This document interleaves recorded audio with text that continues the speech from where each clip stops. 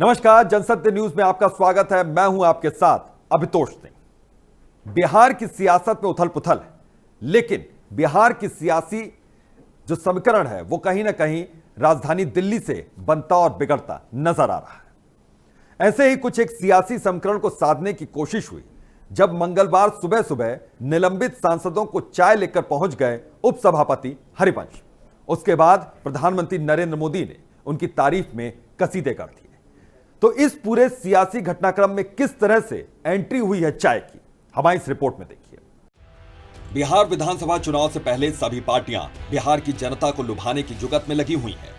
साम दाम दंड भेद हर तरीके से वोटर्स को साधने की कोशिश की जा रही है। चुनाव से पहले ही नेताओं की अपनी ही पार्टी से बेरुखी दिखने लगी और अचानक दूसरी पार्टी उन्हें अपनी से लगने लगी। एक दल से दूसरे दल में जाने का सिलसिला चल निकला। कुछ नेताओं ने जहां जेडीयू का दामन छोड़ आरजेडी का रुख किया, तो वहीं कुछ नेताओं ने लालटेन छोड़ जेडीयू में अलग चलाने वो निकल पड़े।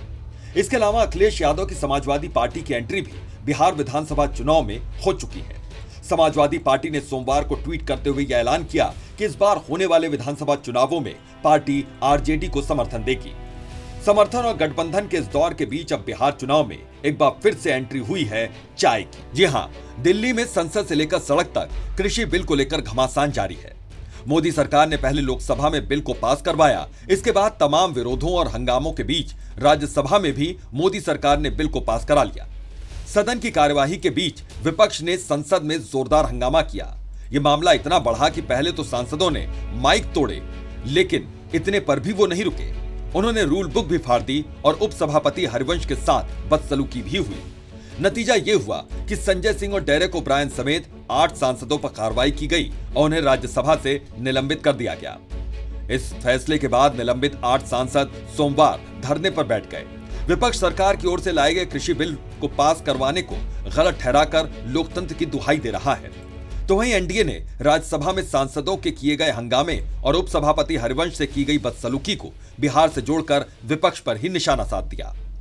संसद में जारी इस राजनीतिक उठापटक में उपसभापति हरिवंश धरने पर बैठे 8 सांसदों के लिए मंगलवार सुबह सुबह घर से चाय बनवा कर जा पहुंचे। इसके अलावा उन्होंने उनके साथ हुए अपमान को लेकर एक दिन का उपवास रखने का भी ऐलान कर दिया। उपसभापति के इस कदम के बाद पीएम मोदी ने ट्वीट कर उनकी जमकर तारीफ की। उन्होंने ट्वीट कर लिखा कि हर किसी ने देखा कि 2 दिन पहले लोकतंत्र के मंदिर में उनको किस तरह से अपमानित किया गया, उन पर हमला किया गया और फिर वही लोग उनके खिलाफ धरने पर भी बैठ गए। लेकिन आपको आनंद होगा कि आज हरिवंश जी ने उन्हीं लोगों को सवेरे सवेरे अपने घर से चाय ले जाकर पिलाई। इसके अलावा प्रधानमंत्री ने एक और ट्वीट किया जिसमें उन्होंने बिहार का भी जिक्र किया। प्रधानमंत्री ने ट्वीट करते हुए लिखा कि बिहार की धरती ने सदियों पहले पूरे विश्व को लोकतंत्र की शिक्षा दी थी।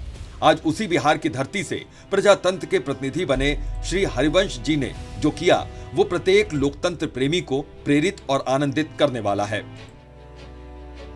प्रधानमंत्री नरेंद्र मोदी के इस ट्वीट को सीधे तौर से बिहार विधानसभा चुनावों से जोड़कर देखा जा रहा है। इससे पहले बीजेपी और जेडीयू ने भी यह मुद्दा उठाया था।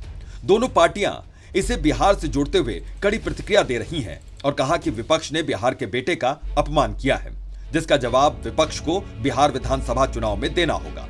विपक्ष जहां इस कृषि बिल के मसले पर सरकार को घेरने की भरपूर कोशिश कर रहा था, तो वहीं चाय की एंट्री होने के साथ ही प्रधानमंत्री नरेंद्र मोदी और बीजेपी ने उल्टा विपक्ष पर ही हमला बोल दिया।